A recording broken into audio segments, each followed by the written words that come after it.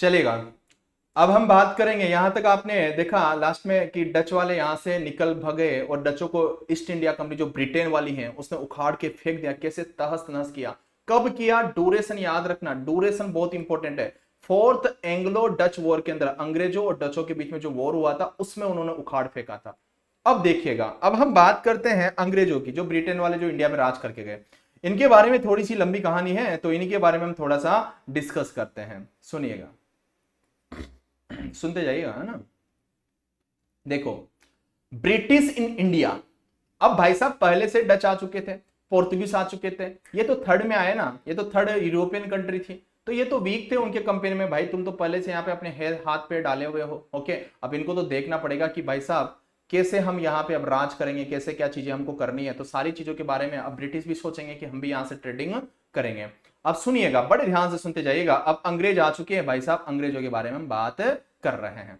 अब देखो, जो पोर्तुगीज थे ना बेटा, जो पढ़े थे, हम पढ़ चुके हैं, एंड जो डच थे वो ऑलरेडी इंस्टॉल इन इंडिया, वो ऑलरेडी इंडिया के अंदर पहले से ही अपने पैर जमा हुए बैठे हुए थे, ओके। और जो ट्रेड कर रहे थे, ट्रेड का मतलब समझ गए ना, बार बार बोल रहा हूं, ट्रेड का मतलब कई बच्चों को नहीं आती है इंग्लिश, ओके। ट्रेड का मतलब बेटा व्यापार, व्यापार करने आए हैं सब कुछ, ओके। लिख सकते हो यहाँ पे हिंदी में व्यापार, व्यापार, ओके, व्यापार। स्पाइसेस मतलब मसाला, मसाला, ओके, मसाला, ठीक है, हिंदी में लिख देता हूं।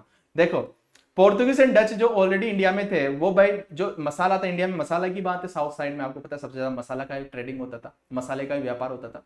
तो भाई साहब इंडिया में वो 16 सेंचुरी के अंदर, 16 सेंचुरी, जब ये सेंचुरी का वर्ड आया ना, तो सेंचुरी का मतलब क्या होता है?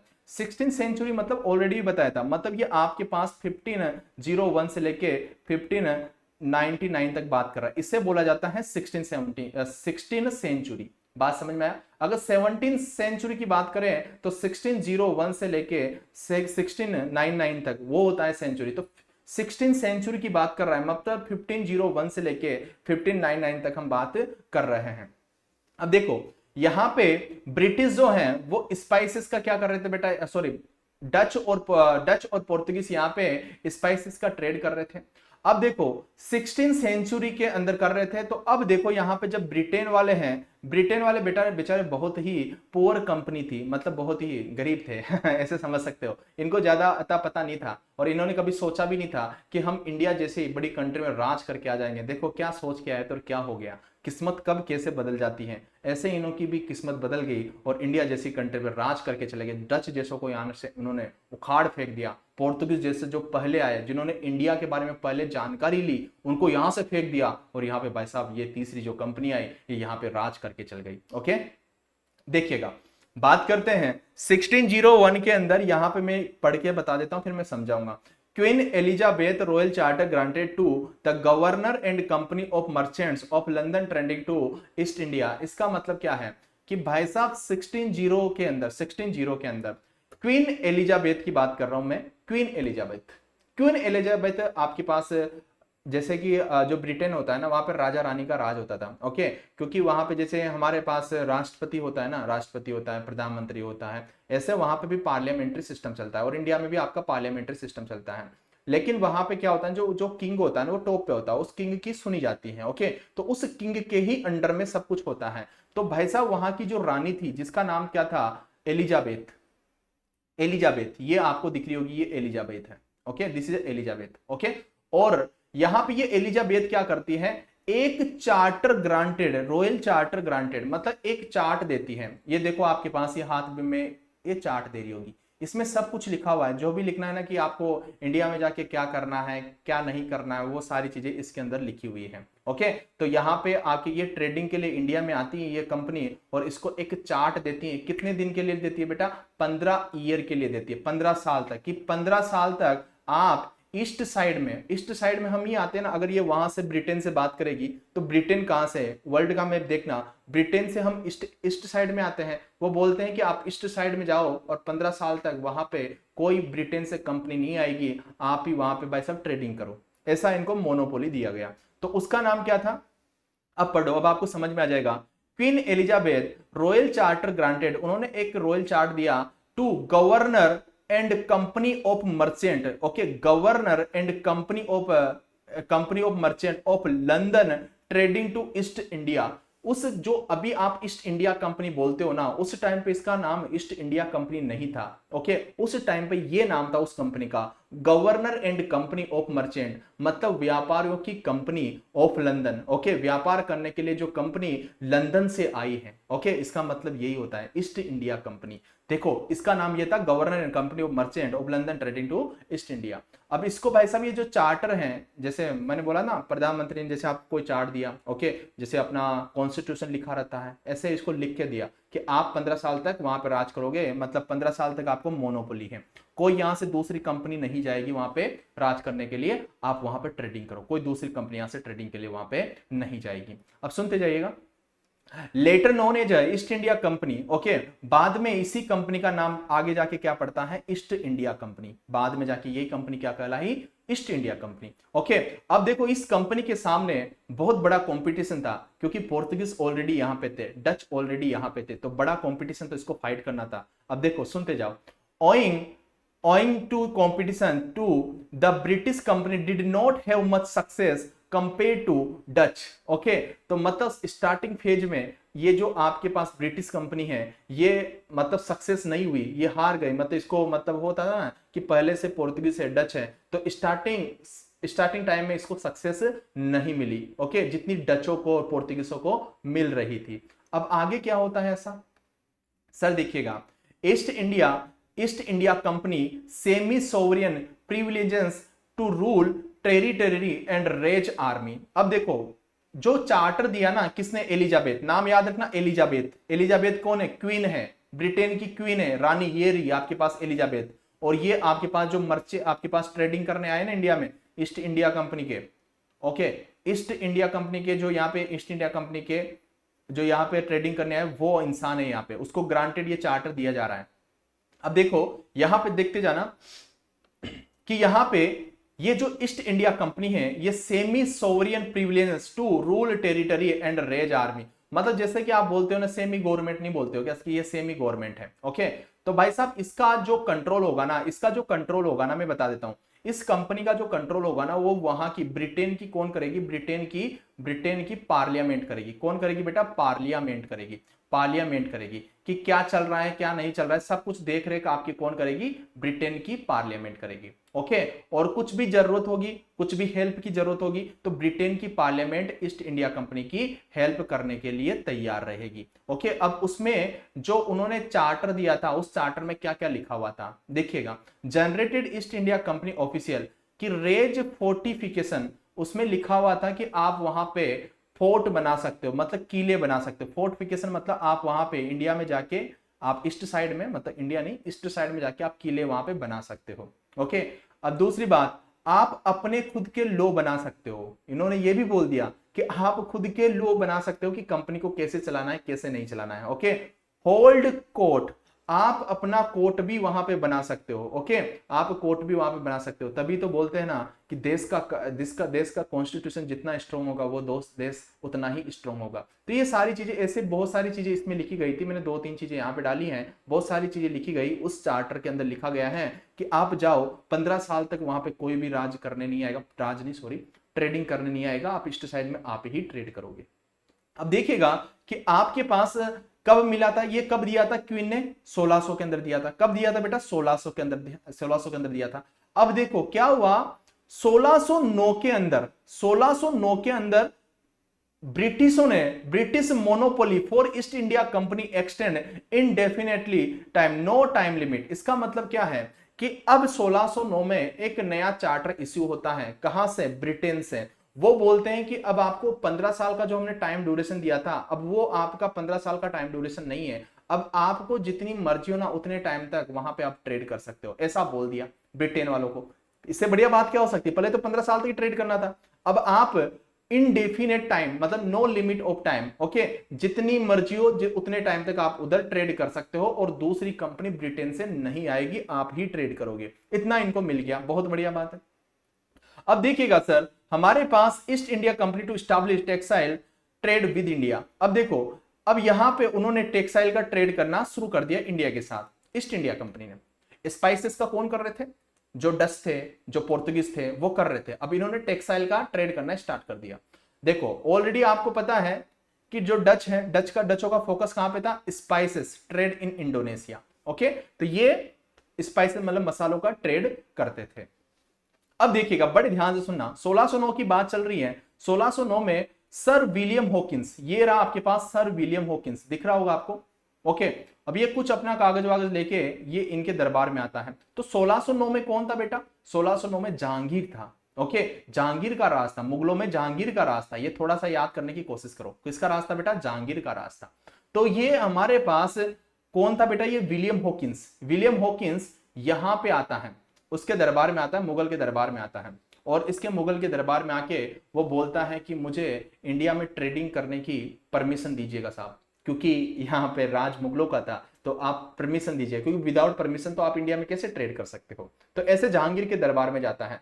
और जब ये हॉकिंस आया था ना, तो इसको रोकने की भी बहुत कोशिश की गई थी रास्ते में। जो पोर्तुगीज यहाँ पे पहले से पैर जमाए हुए बैठे थे, उन्होंने बहुत रोकने की कोशिश की थी, भाई साहब हॉकिंस आया है, ये ब्रिटेन से आया, क्या पता ये भी ट्रेड करेगा, हमको नुकसान होगा। तो इसको रोकने की बहुत कोशिश की गई, फिर भी लेकिन ये उनसे बच बचा के ये मुगल दरबार में पहुंच जाता है। कहाँ पे? हॉकिंस के यहाँ पे, और उससे सॉरी जहांगीर के यहाँ पे। तो जहांगीर से बोलता है कि मुझे यहाँ पे ट्रेडिंग करने की परमिशन दीजिएगा। जहांगीर ब्रिटेन की इस कंपनी को ट्रेडिंग करने की परमिशन नहीं देता है, मना कर देता है कि मेरे ऑलरेडी यहाँ पे पोर्तुगीज पहले से यहाँ पे ट्रेडिंग कर रहे हैं, तो आप क्या करोगे? तो उनको मना कर देता, उनको परमिशन नहीं मिलती है 1609 के अंदर। अब आप देख सकते हो ये कंपनी आगे जाके पूरे इंडिया पे राज करेगी, लेकिन इसने स्टार्टिंग में कितना स्ट्रगल किया है। तो स्ट्रगल बहुत ज्यादा इंपॉर्टेंट होता है। ओके, अब देखिएगा, fail to get permit for factory at Surat. Okay, ये अपनी सूरत में फैक्ट्री डालने के लिए वो मना कर देता है। कौन? जहांगीर कर देता है। Owing to Portuguese influence in Mughal court. Okay, क्योंकि वहां पे पहले से ही पोर्तुगीज अपने पैर जमाए हुए बैठे हुए थे। बात समझ में आ गया? अब देखिएगा सर, हाँ बिल्कुल सही बोल रहे हो, captain William Hawkins, ship name Hector. Yes बिल्कुल हेक्टर ही है, ठीक है, जिस शिप में आया था वो उस शिप का नाम हेक्टर ही था। अब देखिएगा 1611 के अंदर, ये बड़े ध्यान सुनना, ये इंपॉर्टेंट है। 1611 के अंदर trading post at Masulipatnam Andhra. अब देखो इनको भाई साहब, ये इनकी ट्रेडिंग पोस्ट कहां पे मिलती है? 1611 के अंदर मसूलीपट्टनम के अंदर ये ट्रेडिंग करना स्टार्ट करती है। अब ये 1611 में क्योंकि इनको परमिशन तो नहीं मिली थी 1609 में, अब ये धीरे धीरे कोशिश तो कर रहे थे कि कुछ तो मिले भाई साहब, हम ट्रेडिंग तो करें, कुछ ना कुछ तो करें। लेकिन ट्रेड उन्होंने ये बोला था, मेरी बात दोबारा ध्यान से सुनना, 1609 में जब ये हॉकिंस कहां पे गए थे? जहांगीर के दरबार में गए थे। तो उन्होंने बोला कि आप यहां पे फैक्ट्री नहीं डाल सकते हो, ट्रेडिंग आपको करना है कर सकते हो, लेकिन फैक्ट्री नहीं डाल सकते। ये फैक्ट्री बहुत बड़ी चीज है। फैक्ट्री डालने का मतलब वहां पे आपको बहुत सारी चीजें बनानी पड़ेगी। ओके, फोर्टिफिकेशन, बहुत सारी चीजें आपको करनी पड़ेगी। तो फैक्ट्री नहीं डाल सकते हो आप। ओके, लेकिन ट्रेडिंग कर सकते हो, इधर से सामान उधर ले जाना वो ले जा सकते हो।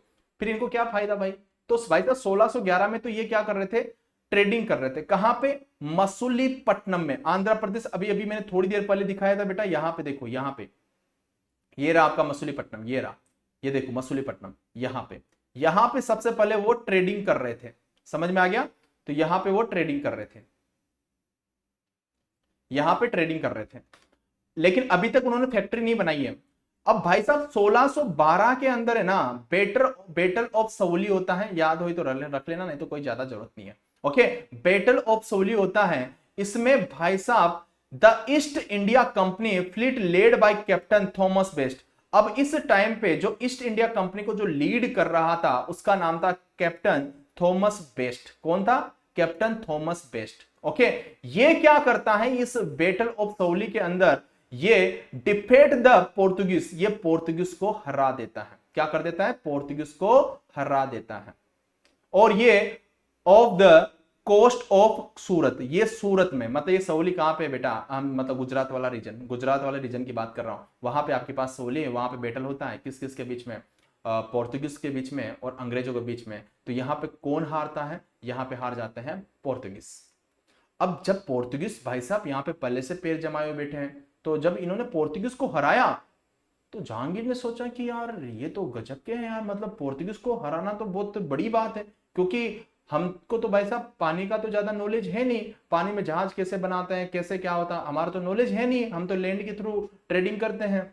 लेकिन जो आपको पता है सी रूट है, तो सी रूट में तो भाई साहब शिप में जिसकी कमांड है वही ज्यादा तगड़े तरीके से ट्रेडिंग कर सकता है। तो शिप में कौन थे? पोर्तुगीज। अब भाई साहब उनको इन्होंने हरा दिया, कैप्टन थॉमस बेस्ट ने हरा दिया। तो जहांगीर ने सोचा यार ये कौन आ गया जो मतलब पोर्तुगीज जैसों को मतलब शिप में जिनकी कमांड है उनको हरा दिया। तो भाई साहब जहांगीर है ना अब इनको है ना फैक्ट्री बनाने की परमिशन दे देता है। ओके, जहांगीर क्या बोलता है कि आप यहां पे फैक्ट्री बना सकते हो, क्योंकि भाई साहब पोर्तुगीजों ने बहुत उछल कूदल मचा रखी थी पूरी इंडिया में, हमेशा अपने धर्म को ऊपर रखते थे और बोलते थे कि तुम भी क्रिश्चियन धर्म अपनाओ, तुम भी क्रिश्चियन धर्म अपनाओ। इन्होंने बहुत कुछ, आपको पता है ना वो महारानी थी उसकी स्लेव को भी उन्होंने बंदी बना लिया था, कैसा कैसा काम करते थे वो बहुत तगड़े इंसान थे। तो यहाँ पे बोला कि बिल्कुल आप फैक्ट्री बना सकते हो। तो ये दो चीजें आपसे एग्जाम में पूछ सकता है। देखो ये 1613 और 1611 पूछा भी गया है और पूछता भी है। 1611 में फैक्ट्री नहीं बनाई थी, ओनली ट्रेडिंग करते थे, कहां पे? मसूलीपट्टनम से। लेकिन 1613 में इनको परमिशन मिल गई, किसने दी? जहांगीर ने, कि अब आप यहां पे फैक्ट्री बना सकते हो। कहां पे? सूरत में, सूरत गुजरात साइड में। बात समझ में आ गया? चलेगा। अब देखो आपका पास कैप्टन थॉमस ये रहा। ओके, ये तो आपके पास थॉमस बेस्ट रहा। ओके, और आपके पास ये जो आपको दिख रहा है ये आपके पास हॉकिंस रहा। ओके, चलेगा। अब देखो 1615 से लेकर 1619 तक sir Thomas Roy ambassador for Britain at the Jahangir court. तो जहांगीर कोर्ट में ये आपके पास एम्बेसडर मतलब राजदूत। कौन थे बेटा? ये राजदूत थे ब्रिटेन के, सर थॉमस रॉय, 1615 से 1619 के बीच में। बात समझ में आ गया? दूसरी बात 1616 के अंदर देखो मसूलीपट्टनम में पहले ट्रेडिंग करते थे, लेकिन 1616 में इन्होंने फैक्ट्री भी डाल दी। 1616 के अंदर क्या डाल दिया इन्होंने? फैक्ट्री भी डाल दी। तो ये फैक्ट याद रखना कि मसूलीपट्टनम में इन्होंने फैक्ट्री कब डाली थी? 1616 के अंदर। 1600 हमारे पास देखो 1611 के अंदर ओनली ट्रेडिंग करते थे, 1613 के अंदर इनको परमिशन मिली थी। ओके, कि 1613 के अंदर इनको परमिशन बनी थी कि आप जाइए और सूरत में आप फैक्ट्री डाल सकते हो। तो 1616 में इन्होंने फैक्ट्री डाली थी मसूलीपट्टनम में, याद रखना। अब आगे बढ़ते हैं कि 1600 हमारे पास 32 है। यहां पे गोल्डन फरमान, देखो ये फरमान वगैरह जो भी बातें आती है ना इसका मतलब लिखा पटा। ओके, एक कागज पे लिख के दे देते हैं कि आप यहाँ पे ये कर लो, आप यहाँ पे ट्रेडिंग कर लो, यहाँ पे ये कर लो। तो फरमान वरमान से डरना मत। ओके, तो ये यहाँ पे 1632 के अंदर गोल्डन फरमान जारी किया जाता है, किसकी ओर से? Sultan of Golconda. Okay, sultan of Golconda. तो गोलकंडा की बात करूं तो इंडिया के लोकेशन में ये देख सकते हो, ये रहा गोलकंडा। ओके, अब इधर ही तो मसूलीपट्टनम था, यहां पे तो मसूलीपट्टनम था, यहां पे फैक्ट्री डल चुकी है। तो यहां पे भाई साहब ये सुल्तान ऑफ गोलकंडा यहां का लोकेशन है, यहां का लोकेशन। ओके, तो उन्होंने एक फरमान दिया कि आप बिल्कुल गोलकंडा के अंदर आप यहां पे ट्रेडिंग कर सकते हो, आप यहां पे ट्रेडिंग कर सकते हो, कोई दिक्कत नहीं है। ओके, बस मेरे को एक साल के है ना क्या देना? मेरे को एक साल के 500 पगोड़ा देना। 500 पगोड़ा बोलते थे, मेरे को फीस दे देना। तो 500 पगोड़ा मतलब है गोल्ड कॉइन। ओके, मेरे को की 500 गोल्ड के कॉइन दे देना, मतलब सोने के कॉइन दे देना। बढ़िया बात है। अब देखना धीरे धीरे 1638 के अंदर ये फैक्ट्री हुगली मतलब बंगाल। ओके, 1638 में ये बंगाल में डाली जाती। मैक्सिमम आप देखना जितनी भी कंपनियां आएगी वो बंगाल को छोड़े बगैर नहीं जाएगी, सारी कंपनियां बंगाल में आएगी और बंगाल को तहस नहस करके जाएगी, ये भी याद रखना। अब देखिए 1638 में बंगाल में हुगली में डालती हैं। देखो ये ज्यादा इंपॉर्टेंट नहीं है, आपके पास ये इंपॉर्टेंट है। ओके, आपके पास ये इंपॉर्टेंट, हर चीज इंपॉर्टेंट नहीं होती मेरे भाई, ये समझने की कोशिश करो, ये इंपॉर्टेंट है। बाकी आप ऊपर ऊपर से पढ़ लो कि आपको आइडिया रहे कि क्या क्या हो रहा है, क्या क्या नहीं हो रहा है। देखो अब देखो 1682 के अंदर 1682 के अंदर William Hedges first governor of East India Company in Bengal. अब देखो इन्होंने भाई साहब बंगाल के अंदर जो फैक्ट्री डाली है, बंगाल के अंदर जो फैक्ट्री डाली है हुगली के अंदर, वो 1638 में डाली है। और 1638 के बाद 1682 में विलियम हेजे, जो आपको ये दिख रहे होंगे भाई साहब, ये नौजवान से लड़के आपको दिख रहे होंगे, विलियम हेजे को क्या बना दिया जाता है यहां पे? First governor of East India Company in Bengal. ये फर्स्ट गवर्नर होते हैं ईस्ट इंडिया कंपनी के, कहां के? बंगाल के, ध्यान रहेगा।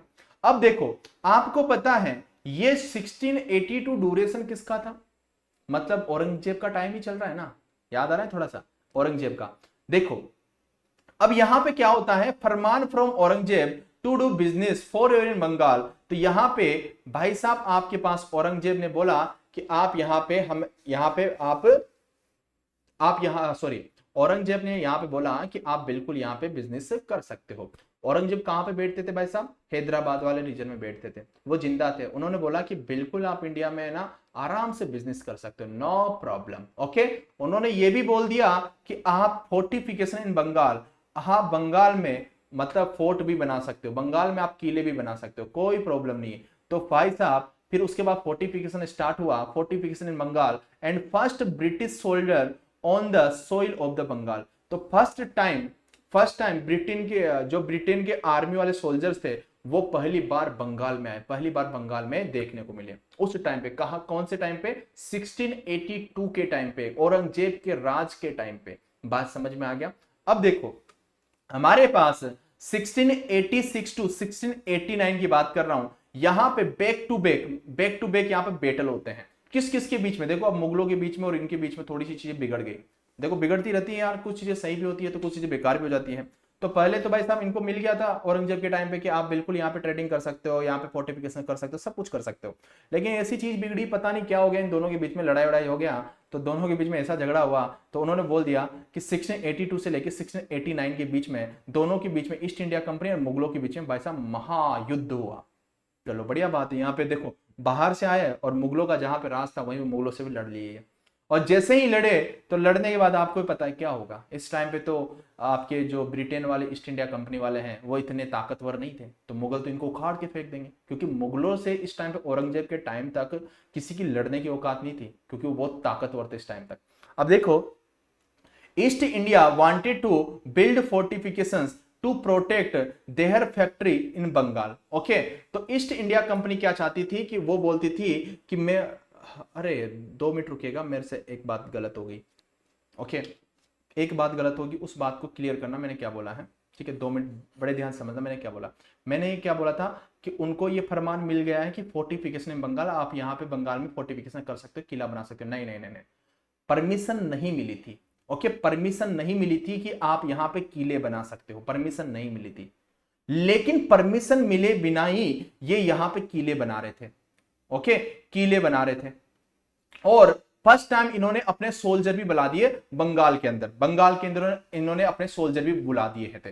लेकिन फरमान जो जारी हुआ था औरंगजेब का, उन्होंने सिर्फ बिजनेस का फरमान दिया था कि आप हमेशा बिजनेस कर सकते हो, हमेशा ट्रेड कर सकते हो। बात समझ में आ गई? हमेशा यहां पे ट्रेड कर सकते हो। लेकिन उन्होंने ये नहीं बोला था कि आप किले बनाओ यहां पे, और उन्होंने ये नहीं बोला था कि आप सोल्जर यहां पे बुलाओ, क्योंकि फिर हमारे सोल्जर क्या करेंगे? अगर आप यहां पे फोर्टिफिकेशन करोगे और यहां पे अगर किले बनाओगे तो फिर हम क्या करेंगे? ठीक है, हमारा राज है इस देश पे। तो ये उनको बर्दाश्त नहीं आया, ये पसंद नहीं आया। तो भाई साहब यहां पे बैक टू बैक यहां पे युद्ध होता है। किसके कारण? ये किले बना रहे थे अंग्रेज लोग यहां पे। अब देखो 1686 टू 1689 के बीच में भाई साहब मुगलों के बीच में और ईस्ट इंडिया कंपनी के बीच में खतरनाक युद्ध होते हैं। ठीक है, सुनते जाओ बड़े ध्यान से। चलो ठीक है, दोनों के बीच में युद्ध हुए। ये युद्ध क्यों हो रहे हैं? ये युद्ध इसलिए हो रहे हैं क्योंकि ये अंग्रेज जो लोग हैं ना, ये किले बनाना चाहते थे यहां पे और अपने सोल्जर को यहां पे लेके आ गए। तो ये किले बना रहे थे इसलिए ये युद्ध हुए। मुगल चाहते थे तुम यहां पे किले मत बनाओ। किले किस लिए भाई साहब? तुमको व्यापार करना है, ट्रेडिंग करो। तुम यहां पे किले बना के क्या करोगे?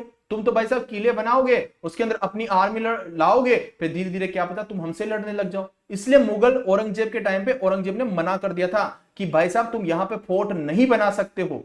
ये मना किया था किसने? औरंगजेब ने। ये अपने फरमान में उसने यही बात बोली थी, सिर्फ आप यहां पे ट्रेड कर सकते हो। बात क्लियर?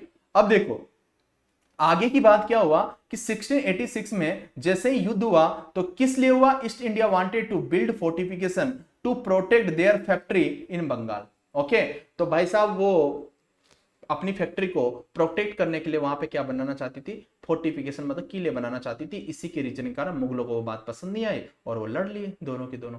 अब जब मुगलों ने अटैक किया तो आपको पता है मुगल औरंगजेब के टाइम तक बहुत ताकतवर थे, उनसे लड़ने की और उनसे उलझने की किसी की औकात नहीं थी। तो भाई साहब Mughal attack and destroy the company, पूरी कंपनी की तहस नहस कर दी। Okay, and this factory in this period, इस टाइम पे पूरी कंपनी को इन्होंने खत्म ही कर दिया एक प्रकार से। इतना खतरनाक युद्ध हुआ था 1686 से लेकर 1689 के बीच में। अब क्या होता है कि भाई साहब अब पूरी कंपनी को उखाड़ फेंक दिया मुगलों ने, और यहां पे 1690 के अंदर EIC force to surrender from Aurangzeb, और 1690 के अंदर औरंगजेब को सरेंडर कर दिया इस कंपनी ने कि अब क्या करें। लेकिन जैसे ही उन्होंने सरेंडर किया तो आपको पता है समुद्र के थ्रू बहुत ट्रेडिंग होती थी, बहुत ज्यादा व्यापार होता था। अब वो ट्रेडिंग रुक गई। अब जैसे ही वो ट्रेडिंग रुक गई तो भाई साहब लॉस तो मुगलों को भी होगा ना, होगा। क्योंकि अगर यहाँ पे ब्रिटेन ब्रिटेन वाले यहां से ट्रेडिंग नहीं करेंगे, यहाँ का माल विदेश में नहीं बेचेंगे, ओके, तो यहां से आपका रिवेन्यू तो कम होगा ना, तो मुगलों को लॉस होने लगा। तो जैसे ही मुगलों को लॉस होने लगा तो फिर वो थोड़ा सा मतलब आराम बरतते हैं और कंपनी से बोलते हैं चलो ठीक है आप यहाँ पे ना कर लो। अब दोनों के बीच में ट्रीटी साइन हो जाती है, चलो ठीक है आप व्यापार कर लो, यहाँ से जाओ मत हो, ओके, लेकिन जो हमने बोला है फैक्ट्री वैक्ट्री ये फोर्टिफिकेशन मत करिएगा। अब देखो यही बात मैं यहाँ पे बोलना चाहता हूँ, Mughal were losing revenue from lake of British trade, क्योंकि यहाँ पे अब ब्रिटिशों से कोई ट्रेड नहीं कर रहा, क्योंकि यहाँ पे तो उन्होंने सरेंडर कर दिया। तो सरेंडर करने के बाद रिवेन्यू डाउन हो गया मुगलों का। तो उन्होंने बोला कि चलो ठीक है, दोनों के बीच में 1690 के बीच 90 में यहाँ पे ट्रीटी हो जाती है मुगलों के बीच में कि EIC allow to regain Bombay after paying huge fine. अब उनको यहाँ पे परमिट तो दे दिया कि आप यहाँ पे ट्रेडिंग कर सकते हो, इंडिया में आप ट्रेडिंग कर सकते हो, लेकिन अब आपको बहुत ज्यादा अमाउंट में फाइन देना पड़ेगा, ह्यूज फाइन, आपको बहुत ज्यादा अमाउंट में यहाँ पे फाइन देना पड़ेगा। ठीक है, उन्होंने बोला कि यार प्रॉफिट है तो दे देंगे, अब फाइन ही तो मांग रहे हैं, दे देंगे, बढ़िया बात है। अब थोड़ा सा रिलेट करने की कोशिश करना, मैं आपको थोड़ा सा रिलेट करवाऊंगा चीजों को, ठीक है। 1701 से लेकर 1708 तक the British parliament allow another company to trade in India, क्योंकि क्या हुआ, युद्ध कर लिया इन्होंने मुगलों से। अब जैसे ही मुगलों से युद्ध किया, तो आप मेरी बात को बड़े ध्यान सुनना, 2 से 3 मिनट, मुगलों से युद्ध कर लिया तो मुगलों ने तहस नहस कर दिया पूरी कंपनी को। अब यहां से लॉस अगर मुगलों को हो रहा था तो लॉस तो भाई साहब ईस्ट इंडिया कंपनी को भी हो रहा था, और ईस्ट इंडिया कंपनी को चला कौन रही थी, वहां की एलिजाबेथ, वहां का किंग, वहां की पार्लियामेंट, कहां की, ब्रिटेन की। बात समझ में आया, जब वहां की चला रही थी तो भाई साहब लॉस तो इनको भी हुआ, और जब लॉस इनको हुआ तो क्या हुआ कि ब्रिटेन वाले सोचते हैं कि भाई साहब ये ईस्ट इंडिया कंपनी तो खत्म हो गई, अब अपन ऐसा करते हैं कि नई कंपनी भेजते हैं, ओके 16 अब नई कंपनी बना के ईस्ट में ट्रेड करने के लिए भेजते हैं। तो वो एक नई कंपनी भेजते हैं 701 से लेके 708 के बीच में। लेकिन ईस्ट इंडिया कंपनी वाले बहुत खतरनाक थे, ये भाई साहब अपनी मनमानी इतनी करते थे कि कभी कभी पार्लियामेंट को भी पता नहीं चलने देते थे, ऐसे रिश्वतखोरी ऐसी ऐसी चीजें करते थे ये कि ब्रिटेन की पार्लियामेंट को भी पता नहीं चलने देते थे, ठीक है। तो ऐसा ऐसा काम करते थे ये, इन्होंने इन ब्रिटेन वाली पार्लियामेंट को लग रहा था कि भाई चलो ठीक है हम चला रहे हैं उस कंपनी को, लेकिन ये अपने आप में सुपरवाइजर थे कि तुम क्या चला रहे हो, हम आपको चला रहे हैं, ठीक है। ये तो उनसे क्या होता था कि कभी भी कर्जा लेने जाते थे कि भाई साहब हमारा लॉस चल रहा है, हमको बैंक से इतना पैसा दिला दो, हमको बैंक से इतना पैसा दिला दो, तो उसमें काम आते थे। लेकिन अल्टीमेटली इनके मन में तो यही चल रहा था कि हम चला रहे हैं, और ब्रिटेन की पार्लियामेंट ये सोच रही थी कि हम चला रहे हैं, दोनों के बीच में कंफ्यूजन चल रहा है। अब दोनों के बीच में कंफ्यूजन हो रहा है तो यहां पे क्या होता है कि ब्रिटेन की पार्लियामेंट ने एक नई कंपनी अलाउ करती है इंडिया में कि अब तुम जाओ, तुम यहां पे जाके ट्रेड करो। लेकिन यहां पे पहले से ही ईस्ट इंडिया कंपनी थी, ठीक है, वो भाई साहब उसको कैसे आने देगी यहां पे ट्रेड करने के लिए, वो आती है लेकिन भाई साहब वो यहां से फेल होके जाती है। However the other company could not compete and fail soon, वो जल्दी यहां से मतलब फेल होके चली जाती है। क्योंकि आपको पता मुगलों को भी इनकी थोड़ी रणनीतियां तो समझ में आ गई कि भाई साहब पोर्तुगीज आए तो क्या करके गए, डच आए तो क्या करके गए, अब ये भी आए तो लड़ाई झगड़ा कर रहे हैं साले, वहां से आए और इंडिया में आके लड़ाई झगड़े कर रहे हैं, तो वो कंपनी का क्या होगा, वो पहले समझ गए, वो भी तो थोड़ी सी तो मेच्योरिटी होती होगी ना उन लोगों के अंदर, तो वो समझ गए कि भाई साहब सब ऐसे ही है ना, तो इनको ना किसी को यहाँ पे फोर्टिफिकेशन, किसी को ट्रेडिंग मत करने दो। तो भाई साहब ये तो लॉस में जाने वाली थी नई कंपनी, तो नई कंपनी को वापस भेज दिया। अब ईस्ट इंडिया कंपनी चलेगी आगे, देखते जाइएगा। 1717 से 1717 में आपको पता है एक बात मैंने बोली थी, फारूक सियार ने एक फरमान जारी किया था, किसी बच्चे को याद आ रहा है? फारूक सियार ने, जो मुगल एम्परर था, उन्होंने एक फरमान दिया था ब्रिटिश को जिसका नाम था जॉन सुरमान। उसको कौन सा फरमान दिया था? मेगना काटा, जिसको मेगना काटा बोला जाता है। मैंने बोला ना, जैसे अभी आपसे बोला ना कि आपको फरमान जारी हो रहा है, तो वही तो फरमान की बात कर रहा हूं कि एक मेगना काटा दिया था कि आप यहाँ पे ईस्ट इंडिया कंपनी आप यहाँ पे व्यापार कर सकते हो। ये सबसे बड़ा फरमान मिला था। औरंगजेब के टाइम पे लड़ाई हुई थी, लेकिन इस टाइम पे इनको ये मेगना काटा मिला था। याद आ रहा है किसी बच्चे को? मेरे को बताओ, किसी को याद आ रहा है? मैंने उस टाइम पे पढ़ा दिया था आपको, तभी तो आप रिलेट कर पाओगे ना आप चीजों को कि हाँ 1717 में फारूक शाह ने इनको फरमान जारी कर दिया था मेगना काटा, जिसका नाम था, याद रखना, मेगना काटा, बार बार बोल रहा हूं, ओके, कि अब आप यहाँ पे ट्रेडिंग कर सकते हो बढ़िया तरीके से। फिर उन्होंने अलग अलग जगह पे हैदराबाद, बंगाल वाले रीजन्स में इन्होंने ट्रेडिंग होना स्टार्ट किया था और बोला था कि यहाँ पे 1 साल का इतना दोगे, यहाँ पे 1 साल का इतना दोगे, ये सारी चीजें आपको बताया था, याद आया? चलो अब देखो 1750 की अगर मैं बात करता हूं ना दोस्तों, तो 1750 में ईस्ट इंडिया कंपनी में ओनली 3000 ट्रूप्स थे, मतलब 3000 सैनिक थे। ट्रूप्स का मतलब क्या होता है, क्या बच्चों को ट्रूप्स भी नहीं मालूम होता ना, तो इसलिए बोल रहा हूं। ट्रूप्स का मतलब क्या होता है, सैनिक थे। ओके, 1750 में कितने थे, 3000 सैनिक थे इंडिया में।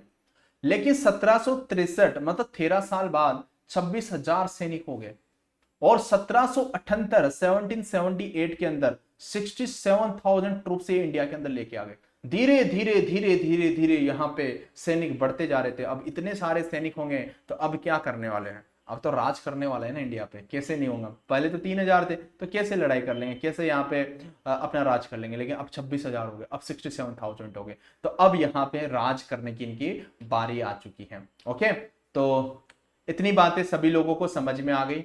मेरे को फटाफट सारे बच्चे बताओ, अब हम नई कंपनी के बारे में पढ़ेंगे जिसका नाम है द फ्रेंच। बताइए सारे बच्चे, कमेंट करके मुझे बताइएगा। क्लियर?